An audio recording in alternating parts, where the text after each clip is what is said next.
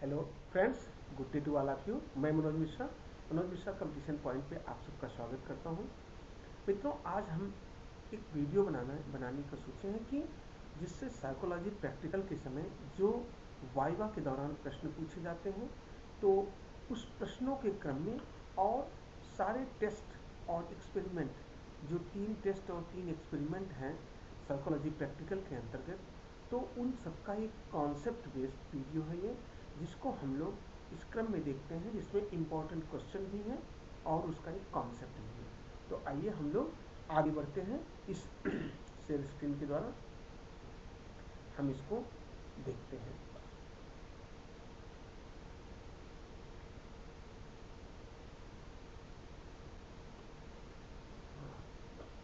तो हम लोग बात करते हैं साइकोलॉजी प्रैक्टिकल वाइवा का क्वेश्चंस के बारे में। इसके जो वाइवा में पूछे जाने वाले क्वेश्चन होते हैं, उसका एक कॉन्सेप्ट होता है और वो इस क्रम में चलता है। तो सबसे पहले हम लोग इस पे प्रश्न बनता है कि ये किस कक्षा तक के बच्चों के लिए ये अप्लाई होता है। तो यह मान के चलिए जो बीएड में ट्रेनिंग होती है और वो 6 to 10th क्लास के बच्चों के लिए होती है। वास्तव में ये किशोरावस्था के विद्यार्थियों के लिए ये चेक किया जाता है, खास करके कि उनके पर्सनालिटी को जानने के लिए ये साइकोलॉजी प्रैक्टिकल किए जाते हैं। तो ये जवाब होगा हम लोग। इसमें होता क्या है, 3 टेस्ट होते हैं और 3 एक्सपेरिमेंट होते हैं। वो 3 टेस्ट क्रम से आपको याद रखना होगा और जानना होगा। HSPQ, RPM, PSSI, जिसको हम लोग कहते हैं कि high school personality questionnaire, Raven's progressive matrices test, Palsane Sharma study habit inventory, ये तीनों क्रम से टेस्ट के रूप में हैं, जिसे हम परीक्षण कहते हैं। ये टेस्ट बने बनाए होते हैं या किसी अनुसंधानकर्ता द्वारा ये तैयार किए गए होते हैं और वो जिस पे टेस्ट कर लिया जाता है और ये तेज़ी से प्रक्रम आगे बढ़ता है। और इसके अलावा 3 एक्सपेरिमेंट हैं और इस एक्सपेरिमेंट को बच्चे को करके देखना पड़ता है। तो ये तीनों एक्सपेरिमेंट हैं: FAT, memorization by free association, memorization by paired association, जिसे हम लोग MTAM कहते हैं, और तीसरा है transfer of learning with a mirror drawing experiment. ये 3 एक्सपेरिमेंट हुए। इन सीधा सा क्वेश्चन बनता है कि कौन कौन से टेस्ट हैं, कौन कौन से एक्सपेरिमेंट हैं। तो हमें ये चीज़ याद रखना होगा कि 3 टेस्ट कौन से हैं और 3 एक्सपेरिमेंट कौन से हैं। दूसरा प्रश्न एक बनता है कि एक्सपेरिमेंट और टेस्ट ये हैं, तो इनमें अंतर क्या है। तो इसमें हम 2-3 पॉइंट का अंतर दिखाए हैं, आपको कोशिश किए हैं कि जिससे आपको एक कम समय में ये अंतर पता चल जाए। एक्सपेरिमेंट में स्टडी अबाउट 2 और मोर वेरिएबल की बात होती है, जहाँ की टेस्ट में ऐसा नहीं होता। वहाँ केवल एक वेरिएबल होता है जिसका टेस्ट कर लिया जाता है। और एक्सपेरिमेंट में there is no reliability and validity, यहाँ विश्वसनीयता और वैधता का कोई मानक नहीं होता, कोई बात नहीं होती। लेकिन टेस्ट जो होता है उसमें विश्वसनीयता और वैधता पर्याप्त होती है, अर्थात वहाँ विश्वसनीयता, रिलायबिलिटी और वैधता, वैलिडिटी, ये दोनों मौजूद होते हैं। तीसरे अंतर के रूप में to write down on introspection report, ये प्रयोग में, एक्सपेरिमेंट में इंट्रोस्पेक्शन रिपोर्ट लिखाई जाती है, इसे हम लोग अंतर्दर्शन रिपोर्ट कहते हैं, जो कि सब्जेक्ट या विषय के द्वारा लिखे जाते हैं। टेस्ट में ये रिपोर्ट नहीं लिखवाई जाती। यहाँ हम कुछ बातों को क्लियर कर लें। रिलायबिलिटी, वैलिडिटी और IR या इंट्रोस्पेक्शन रिपोर्ट, ये तीनों बातें ऊपर के अंतर में व्याप्त है। तो इस पर कभी कभी पूछ लिया जाता है, आप अंतर बता रहे होते हैं तो वो पूछ लेता है अगर एग्जामिनर की वास्तव में विश्वसनीयता क्या होती है। तो विश्वसनीयता वह होता है when any test brings same resultant after the multiple use, then that test is reliable।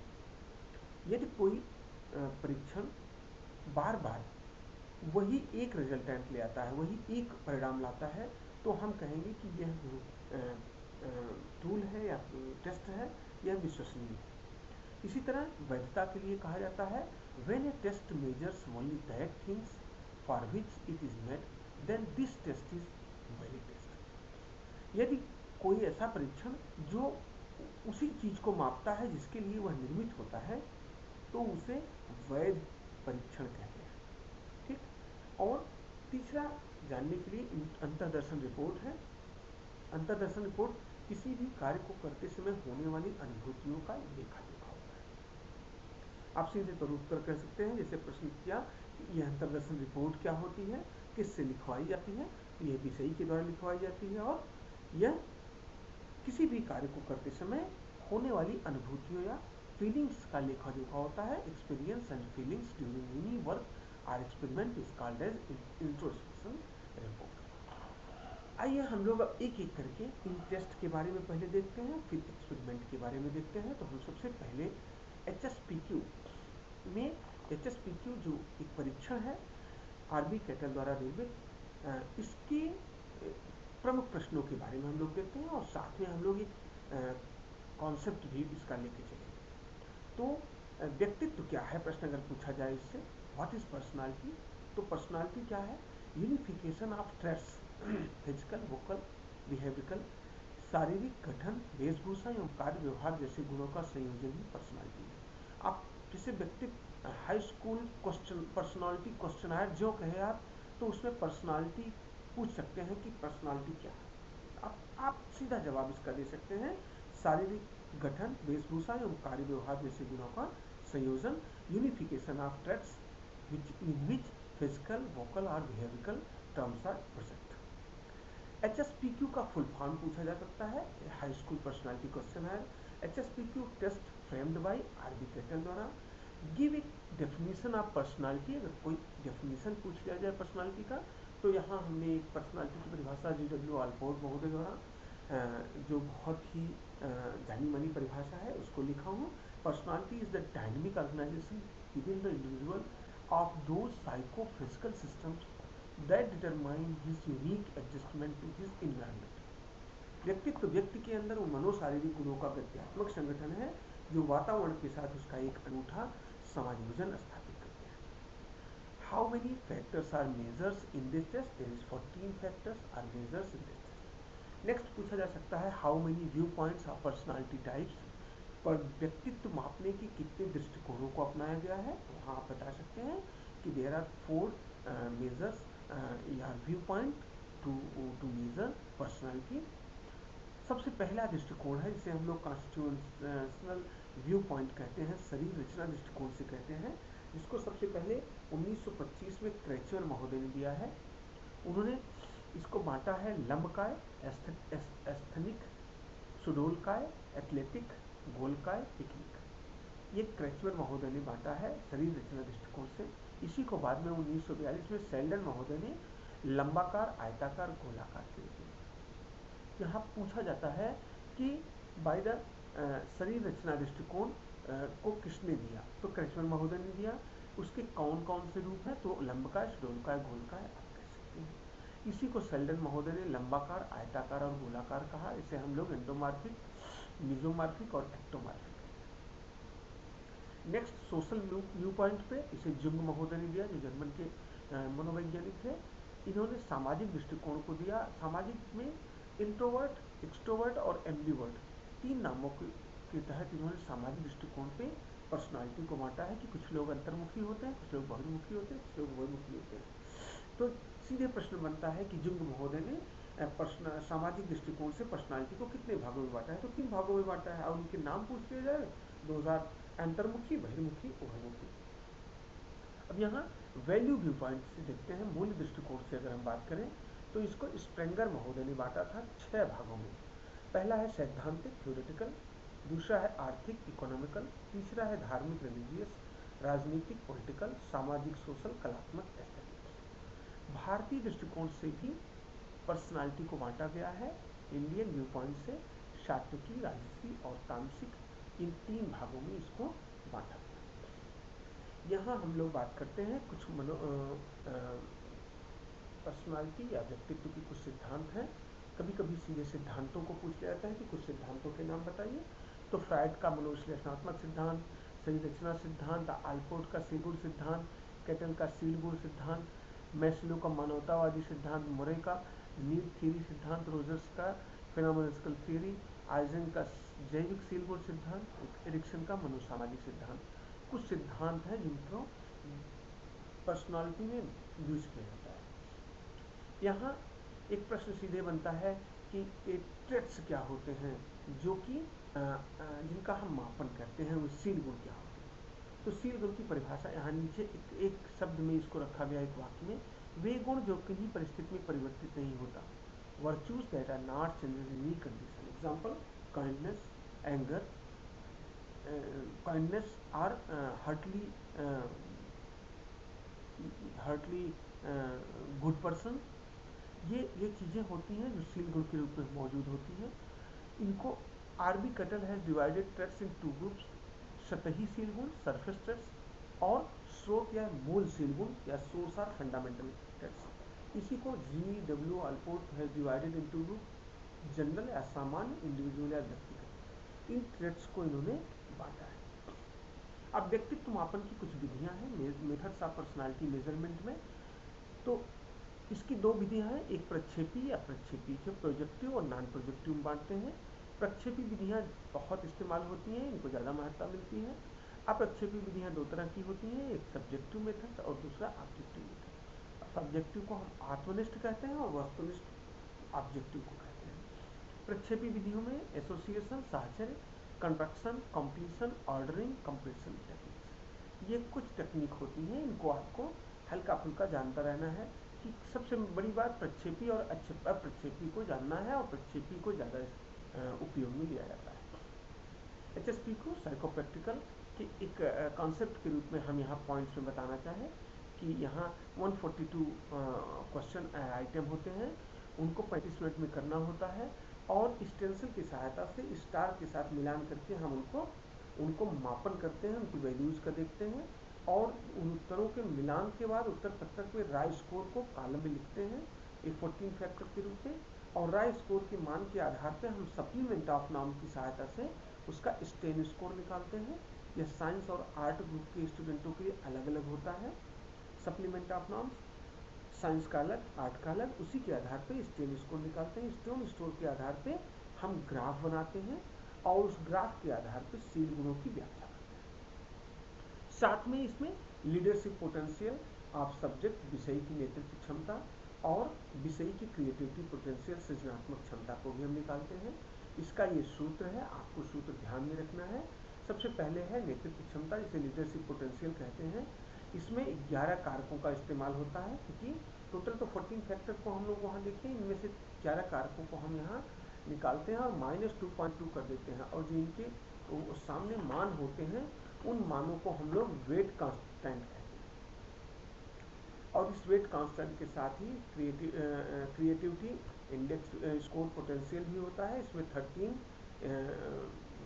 13 कारकों का इस्तेमाल होता है, और इसी के आधार पे हम उसका नेतृत्व क्षमता और सृजनात्मक क्षमता निकालते हैं। अब ये कुल प्राप्तांक जो इसका हुआ, कुल प्राप्तांक से मैनुअल के साथ टेबल मान निकालते हैं और सेंटाइल मान निकालते हैं, और उस सेंटाइल मान के आधार पर हम उसकी पर्सनालिटी की और नेतृत्व क्षमता की व्याख्या करते हैं।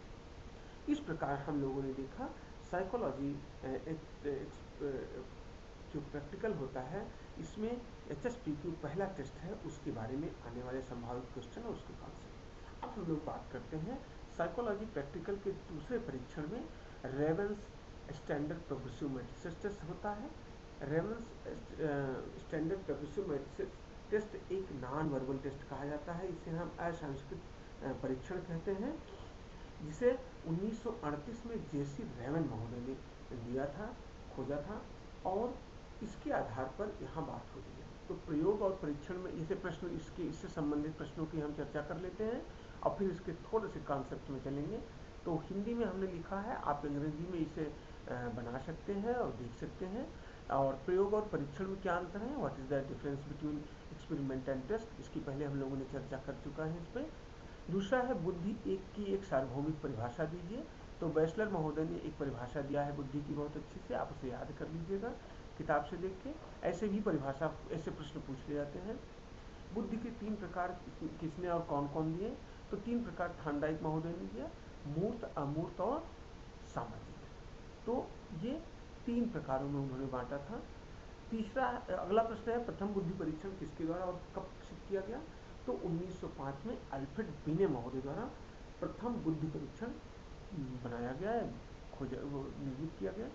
बुद्धि लब्धि का सूत्र क्या होता है? इसमें IQ equal to MA/CA into 100, अर्थात intelligence coefficient equal to mental age upon chronological age into 100। अगला है बुद्धि परीक्षण के प्रकार बताइए। तो बुद्धि परीक्षण 2 प्रकार के होते हैं, एक शाब्दिक होता है, एक अशाब्दिक होता है। अशाब्दिक बुद्धि परीक्षण जैसे रेवंस प्रोग्रेसिव टेस्ट मैट्रिक्स का टेस्ट है, ये अशाब्दिक है, अर्थात यह रीजनिंग बेस्ड डायग्राम पे आधारित है और यह व्यक्तिगत और सामूहिक दोनों रूपों में इस्तेमाल होता है। यह परीक्षण संस्कृत मुक्त परीक्षण है या संस्कृत बद्ध परीक्षण तार्किक उत्तर देने के लिए पूछा जा सकता है। तो यह कल्चरल फ्री परीक्षण है, अर्थात यह संस्कृत मुक्त परीक्षण है। किसी एक अन्य संस्कृत मुक्त परीक्षण का नाम बताइए। तो केटल का बुद्धि परीक्षण यह संस्कृत मुक्त परीक्षण है। इसके अलावा इस परीक्षण का पूरा नाम रेवेंस प्रोग्रेसिव मैट्रिक्स टेस्ट है। परीक्षण के नाम में आए प्रत्येक शब्द की व्याख्या कर कीजिए। तो इस टेस्ट की व्याख्या के क्रम में हम लोगों ने चर्चा किया। इसमें 3 प्रारूप होते हैं, कलर, स्टैंडर्ड और एडवांस। कलर बच्चों के लिए होते हैं, colour progressive test, standard tough होते हैं उससे, और एडवांस सबसे टफ होते हैं। इस परीक्षण को किसने और कब दिया? 1938 में GC रेवन महोदय ने दिया। इसमें 5 बुकलेट होती हैं ABCDE, और उनमें कठिनाई के स्तर पे वो आगे बढ़ते हुए कठिनाई स्तर बढ़ता जाता है। प्रस्तुत परीक्षण स्पीयरमैन द्वारा किस मापन कारक पर आधारित है? यह स्पीयरमैन के सामान्य कारक पर आधारित है, जनरल फैक्टर के आधार पर। इस परीक्षण में विसंगति से आप क्या समझते हैं? What is the mean of discrepancy? तो डिस्क्रिपेंसी मीन्स राय स्कोर माइनस एक्सपेक्टेड स्कोर के आधार पे हम इसे डिस्क्रिपेंसी को, विसंगति को निकालते हैं। इस परीक्षण में राय स्कोर को किसमें प्रयोग किया जाता है? राय स्कोर को परसेंटाइल में निकाला जाता है, शतांश मान निकाला जाता है। यह शतांश या परसेंटाइल आप क्या समझते हैं? जैसे परसेंटाइल का मतलब जो वैल्यू आती है उससे नीचे उतनी वैल्यू शेष रहती है। जैसे हम कहें 80% सेंटाइल स्कोर, तो 79% और बिलो दिस लेवल। पर प्रस्तुत परीक्षण में कौन से नाम्स हैं? यहाँ एज मुख्य मानक है, इसको नाम्स के रूप में लिखा जाता है। एज नाम्स क्या है? इसमें हम राय स्कोर को विषयी के आयु के आधार पर शतांश में बदलता जाता है, इसलिए यह एज एक नाम्स के रूप में होता है, यह मानक के रूप में माना जाता है, क्योंकि राय स्कोर विषयी के आयु के आधार पर बदलता है। शतांश निकालने के पश्चात बुद्धि स्तर ज्ञात करने के लिए क्या किया जाता है? बुद्धि स्तर ज्ञात करने के लिए ग्रेड पॉइंट दिया जाता है, और उसी ग्रेड पॉइंट के आधार पर उसकी बुद्धि लब्धि को माप लिया जाता है। तो बुद्धि लब्धि से ग्रेड इस उच्च स्तर, मध्य स्तर, निम्न स्तर के आते हैं, तो उस रूप में हम उसको बांट लेते हैं। अंत में हम इसके कॉन्सेप्ट के रूप में देखें तो रेवेंस प्रोग्रेसिव मैट्रिक्स टेस्ट को 1938 में GC रेवन महोदय ने खोजा था। It is non-verbal group or individual test. It is a non-cultural group test or cultural free test. Some other cultural free tests are good enough. Dry man test, cattle intelligence test. There is 3 type of questionnaire, question paper set और SPM standard progressive matrices 5 set होते हैं, 12-12 question प्रत्येक में होते हैं। ये सीधे यही टेस्ट है आपका, पूछा जा सकता है कि इसमें कितने टेस्ट सेट होते हैं और हर सेट में कितने क्वेश्चन होते हैं। तो आपको पता होना चाहिए SPM में 5 सेट और 12 क्वेश्चन होते हैं प्रत्येक में। CPM मतलब कलर्ड प्रोग्रेसिव मैट्रिसेस टेस्ट, ये 3 सेट होते हैं इसमें। APM advance progressive matrices test, इसमें 3 सेट होते हैं। यह इंटेलिजेंट लोगों के लिए होता है APM। तीसरा है, अगला पॉइंट है विसंगति, इसे हम raw score minus expected score से निकालते हैं। Raw score based as through manual we got centile value and through centile we search grade. Through grade we decide the IQ of the child, give the suggestion based on IQ, give the suggestions based on IQ. IQ mental age upon chronological age into 100. Definition of IQ, यहाँ टर्मैन के अनुसार एक परिभाषा देने की कोशिश की गई है कि बुद्धि की क्या परिभाषा है। टर्मैन कहते हैं an individual is intelligent in proportion as he is able to carry on abstract thinking. अमूर्त चिंतन की योग्यता ही बुद्धि है। अकॉर्डिंग टू स्टर्न महोदय ने कहा, intelligence is a general adaptation to new condition and problems of life. बुद्धि जीवन की नवीन परिस्थितियों तथा समस्याओं के अनुरूप सामान्य समायोजन करने की योग्यता है। तो आप इसको पढ़ के कई प्रश्नों के उत्तर दे सकते हैं। इस कॉन्सेप्ट को हमने देखा है। नेक्स्ट हम बात करते हैं स्टडी हैबिट का, जो कि टेस्ट के परीक्षण के क्रम में तीसरा परीक्षण या अंतिम परीक्षण है। इसे हम लोग PSSHI के रूप में जानते हैं, Palsane and Sharma study habit inventory. इसका फुल फॉर्म है। कभी कभी सीधे तौर पे आपको अगर मिला होगा टेस्ट तो इसका पहले आपसे फुल फॉर्म पूछा जाता है। किसने निर्मित किया है? तो ML पल्साने और अनुराधा शर्मा। ये ML पल्साने पुणे के थे और अनुराधा शर्मा आगरा की थी। तो इन लोगों ने इसको बनाया है। Test study habit of subject या सब्जेक्ट के विषय के अध्ययन आदत के बारे में निर्मित है। This is 45 question in this inventory. इस पूरे परीक्षण में 45 क्वेश्चन होते हैं और प्रत्येक के 3 विकल्प होते हैं उत्तरों में, जिसमें ऑलवेज, समटाइम, नेवर, सदैव, कभी कभी और कभी नहीं के क्रम में निर्धारित होते हैं। Calculate the answer and value of every 8 section. 8 section are the area of study habits. By every section we calculate maximum value, attained value. Then we got centile value, maximum value upon attained value into 100. जब हम centile value निकाल लेते हैं, उस आधार पे हम लोग इसके इस तरह इसके 8 सेक्टर होते हैं। 8 सेक्टर के ये 45 क्वेश्चन होते हैं और इन क्वेश्चनों के नंबर्स इस क्रम में होंगे। इसे हम लोग इससे निकालते हैं और फिर इनको हम लोग गणना करते हैं। इसके सेंटाइल वैल्यू जो आती है उस सेंटाइल वैल्यू को इस क्रम में रखते हैं।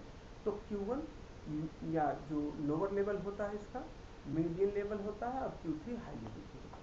तो इस क्रम में इसको हम लोग देखते हैं और कैटेगरी में बांट देते हैं। इसके 5 कैटेगरी निकल के आते हैं ABCD E के क्रम में।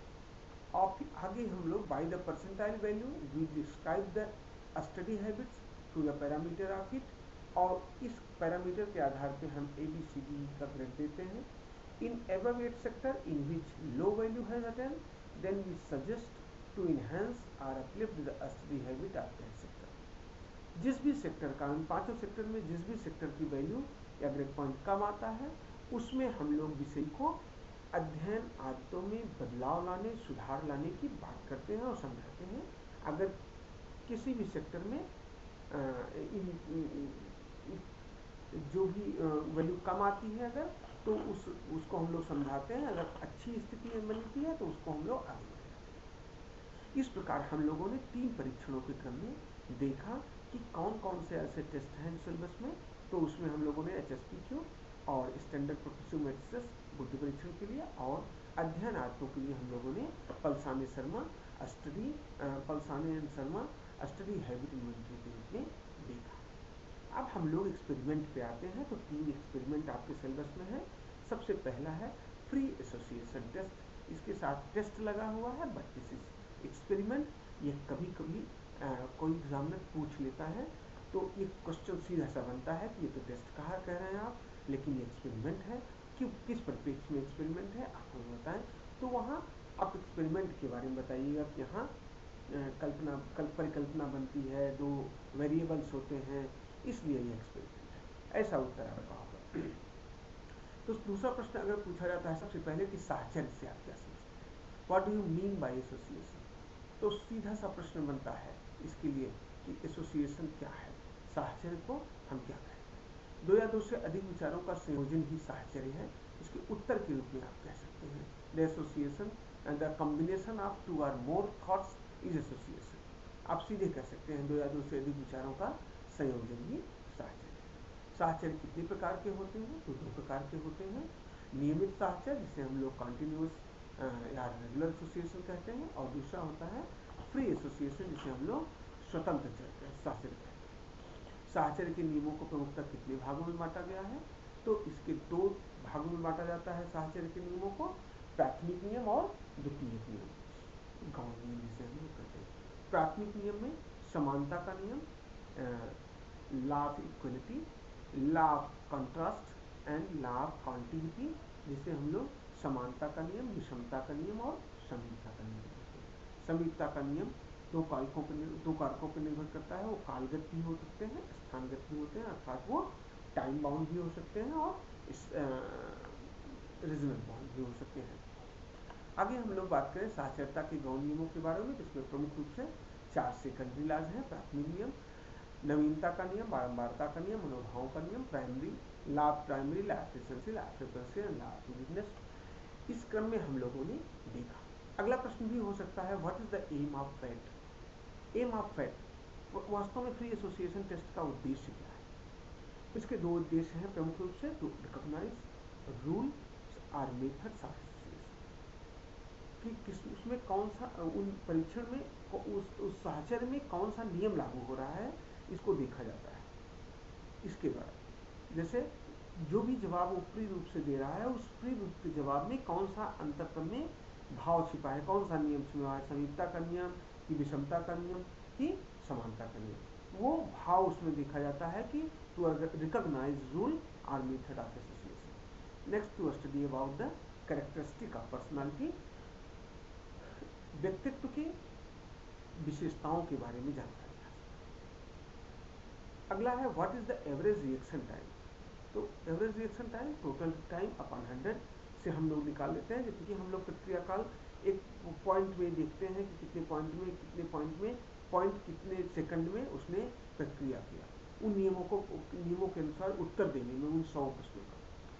What on whom you have done your experiment and what conclusion had attained by you। तो सीधे सीधे पूछा जाता है कि आपने ये प्रयोग अपना किस पर किया और क्या निष्कर्ष निकला। तो आप वहाँ बता सकते हैं कि हमने ये प्रयोग विषयी पे किया और यह निष्कर्ष निकला कि वो ज़्यादातर अपने उत्तरों को समीपता के नियम के आधार पर देता है, अर्थात उसको अपनी समीपता की स्थितियों का बहुत अच्छे से नॉलेज होता है, उनको वो जोड़ के पढ़ने और समझने में अपनी रुचि दिखाता है। अगला है, explain the method free association. कभी कभी पूछ लिया जाता है कि उसकी पूरी क्रियाविधि को बताइए, उन नियमों को बताइए कि कैसे आपने फ्री एसोसिएशन टेस्ट को किया। How many words was there in that booklet, तो there is 100 words are present on which subject answers in points of second। फिर अब हम लोग आगे बढ़ते हैं, तो इस तरह का एक खाका बना होता है जिसपे हम लोग क्वेश्चन आंसर की बात करते हैं फैट में। तो इसे जानने के लिए हम लोगों ने इस पर बात कर ली। नेक्स्ट, आपके सिलेबस में जो पेयर्ड एसोसिएशन टेस्ट है, पेयर्ड एसोसिएशन है, ये एक्सपेरिमेंट है। वुडवर्थ के अनुसार स्मृति की परिभाषा, जैसे प्रश्न पूछ लिया जाता है कि वास्तव में मेमोराइजेशन के बारे में आप बात कर रहे हैं कि युग्म साहचर्य से स्मरण करना, ये आपका पेयर्ड एसोसिएशन की अगर बात हो रही तो वास्तव में ये स्मृति है क्या। तो स्मृति के लिए आप सीधे से उत्तर दे सकते हैं कि जैसे किसी की परिभाषा के अनुसार वुडवर्थ ने कहा है कि direct use of previous learning is memory, पूर्व में सीखे गए ज्ञान का प्रत्यक्ष प्रयोग ही स्मृति है। वुडवर्थ के अनुसार direct use of previous learning is memory. आप सुन के परिभाषा लिख सकते हैं, मैं थोड़ा सा कम समय लेने के नाते ये चीजें किया हूँ। स्मृति के कितने तत्व होते हैं, तो स्मृति के 4 तत्व होते हैं, हम आप सब जानते हैं, learning, retention, recalling and recognition. अधिगम, धारण, पुनःस्मरण और पहचान। वुडवर्थ के अनुसार धारण की परिभाषा क्या है? धारण वह शक्ति है जिसमें सीखी गई बातें पुनः सक्रिय होने तक निष्क्रिय रहती है। वुडवर्थ ने ऐसा कहा था कि धारण वह कॉन्सेप्ट है या धारण वह शक्ति है जिसमें सीखी गई बातें पुनः सक्रिय होने तक निष्क्रिय है। युग्म साहचर्य विधि में आवश्यक उपकरण एवं सामग्री कौन कौन से हैं? तो आप बता सकते हैं कि 16 जोड़े सार्थक शब्दों के और 16 जोड़े निरर्थक शब्दों के और विराम घड़ी, ग्राफ पेपर और लेखन सामग्री के साथ हम इस प्रयोग को करते हैं, जिसमें ये विषय उनको उनके फ्लैश कार्ड को पढ़ता है। इस प्रयोग में फ्लैश कार्डों को कितने सेकंड तक दिखाया जाता है? तो 2 सेकंड तक हम दिखाते हैं। हम फ्लैश अर्थपूर्ण एवं फ्लैश कार्डों के द्वारा हम बार बार क्या परीक्षण करते हैं? तो फ्लैश कार्डों के द्वारा प्रयोज्य को हम स्मृति का स्तर का परीक्षण करने का प्रयास करते हैं। अगला है फ्लैश कार्डों के द्वारा हम बार बार हम अर्थपूर्ण एवं अर्थहीन शब्दों में कौन से शब्द जल्दी याद होते हैं? तो सीधी सी बात है, अर्थपूर्ण शब्दों को हम जल्दी एसोसिएशन करके याद कर लेते हैं, अर्थहीन शब्दों को हम एसोसिएट नहीं कर पाते, इसलिए याद में देरी होती है। अंतर्दर्शी रिपोर्ट कौन लिखता है? तो विषयी लिखता है। ग्राफ बनाते समय हम एक्स अक्ष पर क्या दर्शाते हैं? तो हम एक्स अक्ष पर हम प्रयासों की संख्या को दर्शाते हैं कि कितने प्रयास में वो उत्तर दिए। अगला प्रश्न पूछा जाता है पेयर एसोसिएशन में, ग्राफ बनाते समय हम वाई अक्ष पर क्या दर्शाते हैं? तो हम ग्राफ बनाते समय वाई अक्ष पर समय को दर्शाते हैं। इस प्रयोग में मुख्य रूप से क्या निष्कर्ष निकलता है? तो इस प्रयोग में मुख्यतः यह निष्कर्ष निकलता है कि साहचर्य स्थापित करके पढ़ने से अधिगम अस्थायी होता है और जल्दी समय में याद हो जाता है या समझ में आ जाता है। अगला प्रश्न है कि किन शब्दों की गलत प्रक्रिया अधिक होती है? तो अर्थहीन शब्दों की गलत प्रक्रिया अधिक होती है, अर्थात अर्थहीन शब्दों को विद्यार्थी जब उसको दूसरे शब्द को देना होता है तो वो गलत दे देता है। फ्लैश कार्ड बनाते समय किन बातों का ध्यान रखना चाहिए? तो फ्लैश कार्ड मोटे कागज का बना होना चाहिए और उस पर स्पष्ट शब्दों में गहरे और बड़े आकार में लिखा होना चाहिए। किन शब्दों को याद होने से अधिक प्रयास की आवश्यकता पड़ती है? तो अर्थहीन शब्दों को याद करने से अधिक प्रयास की जरूरत पड़ती है। इस प्रयोग से शिक्षक को क्या लाभ हो सकता है? अब सीधी सी बात है, एक एज ए टीचर आपसे प्रश्न पूछा कर सकता है कि इस प्रयोग को शिक्षा के क्षेत्र में ये क्यों आवश्यक है? तो इस प्रयोग से शिक्षक अपने शिक्षण कौशल, विधियों और तकनीकियों की सहायता से उसका एक मीनिंगफुल एग्जाम्पल बना के अगर प्रस्तुत करेगा, तो मीनिंगफुल एग्जाम्पल के तहत, जैसे मीनिंगफुल वर्ड जल्दी याद हो जाते हैं, वैसे ही मीनिंगफुल एग्जाम्पल के तहत वो चीज़ जल्दी बच्चे के दिमाग में बैठ जाती है, स्मृति स्तर पर अवलोकित हो जाती है। अंत में हम लोग बात करते हैं learning by mirror drawing, transfer of learning by mirror drawing. यह प्रयोग के रूप में आपके सिलेबस में है। इसमें कुछ प्रश्न इंपॉर्टेंट रूप में पूछे जाते हैं कि what is the operators used by, तो कौन कौन से ऑपरेटर्स ऐसे यूज होते हैं लर्निंग थ्रू मिरर ड्राइंग में? तो 16 प्रिंटेड स्टार पेपर होते हैं, 4 अटैचिंग पिन होते हैं, स्टॉप वॉच होता है, एक स्मॉल पेंसिल और ग्राफ पेपर की सहायता से हम इस प्रयोग को करते हैं। How many left and right hand chances has done? तो there is 3, first 3 left chances, then last 3 left chances has given and right chances, rest 13 chances are right chances। इस रूप में हम लोग रेस्ट 30 नहीं, रेस्ट 10 चांसेस और right hand chances. अब question 3 के रूप में पूछा जा सकता है how we calculate transfer coefficient. Transfer coefficient को हम लोग कैसे कैलकुलेट करते हैं? तो इसका सूत्र है a - c upon a, where a is the mean of first 3 errors and e is the mean of last 3 errors। इनके दोनों के बीच में जो अंतर आता है उसे हम लोग ट्रांसफर कोफिशिएंट के रूप में देखते हैं, CC कहते हैं। अर्थात इतनी मात्रा में ज्ञान का ट्रांसफर या लर्निंग ट्रांसफर। क्वेश्चन 4 में what is the means of this experiment? तो to study the process of transfer of learning while the help of mirror operators. यहाँ हम लोग ट्रांसफर ऑफ लर्निंग को देखते हैं कि कैसे वो मिरर ऑपरेटर्स की सहायता से आगे बढ़ता है। How many types of transfer of learning? There is 3 types of transfer of learning: positive, negative and zero type. Give the definition of learning. H.L. Kingsley और P. Gary Kenseth, learning is the process by which behavior originates or changes through practice and training। यहाँ learning की परिभाषा सीधे सीधे कभी कभी examiner पूछ लेता है। इसके अलावा क्वेश्चन 7 में हम लोग पूछा जा सकता है give the definition of transfer of learning. तो यहाँ हमने M.J. पैटरसन के अनुसार एक परिभाषा देने की कोशिश की है, जिसे आप याद कर लेंगे तो आपको बताने में आसानी होगी। Transfer is generalisation, for it is the intention of idea to a new field. अगला क्वेश्चन है who has introduce this concept? तो Edward Thorndike and Robert S Woodward महोदय ने सबसे पहले ट्रांसफर ऑफ लर्निंग की विचारधारा को दिया। ट्रांसफर ऑफ ट्रेनिंग और practice is synonym of transfer of learning, ये सिनोनिम के रूप में होते हैं। इसमें ट्रांसफर ऑफ लर्निंग के कंक्लूजन में हम लोग क्या देखते हैं? तो कंक्लूजन के रूप में there is number of error getting less as the number of trials increases. यहाँ कहने की बात है कि हम जितनी बार प्रयास करते हैं उतनी बार हमारा जो त्रुटि होती है, एरर होता है, वो डिमिनाइज होता जाता है, वो कम होता जाता है।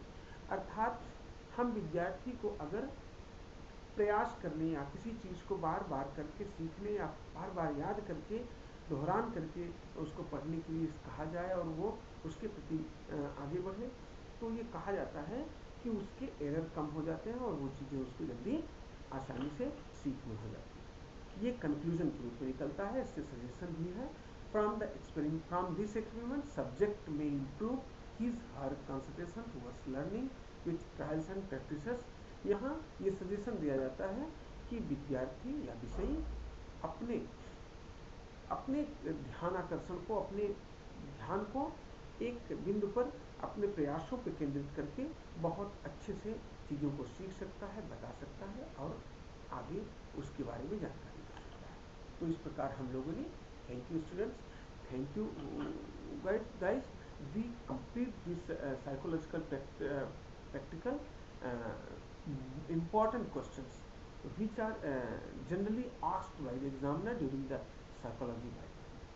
इस प्रकार हम लोगों ने साइकोलॉजी वाइवा में पूछे जाने वाले प्रमुख प्रश्नों के बारे में और इसके कॉन्सेप्ट के बारे में, तीनों टेस्टों और तीनों एक्सपेरिमेंट के बारे में हम लोगों ने सीखा। तो हम चाहेंगे आप इस वीडियो को देखें, लाइक करें, सब्सक्राइब करें तथा अपने मित्रों से शेयर भी करें। Thank you.